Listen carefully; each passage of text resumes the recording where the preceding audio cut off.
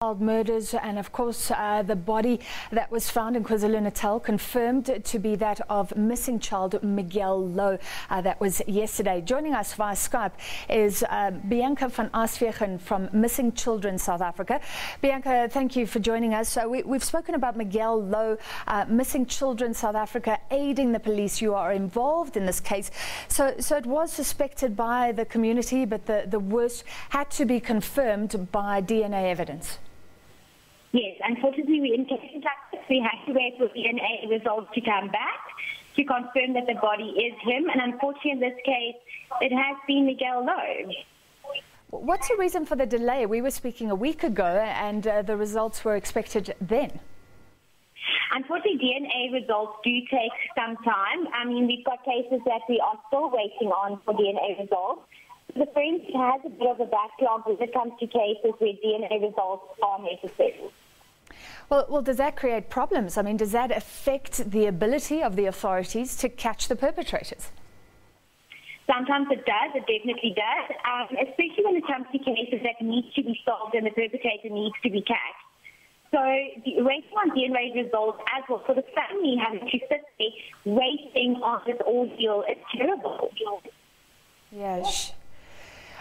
Okay, our line is getting a bit shaky, but let's try Mohammed Ibrahim, the suspect in this case. Just tell us how he's linked and how this is illustrative of what you always say, that often the perpetrators or the suspected perpetrators are known to the family and to the children themselves. Yes, definitely. Our latest kidnapping cases that we've dealt with, most of them are linked to family members and family friends themselves. In the case of Miguel Louw, the parents were known, or the child was known to the suspect, and that makes a child trust that person more and is more vulnerable to actually go with that person without knowing that he's actually in danger. Does it concern you that he was given bail when he was suspected of kidnapping of 2,500 rand? He could have walked out of jail. Presumably now that won't be so easy because an extra murder charge will be added. But a kidnapping suspect given bail and allowed to walk, he didn't take the opportunity?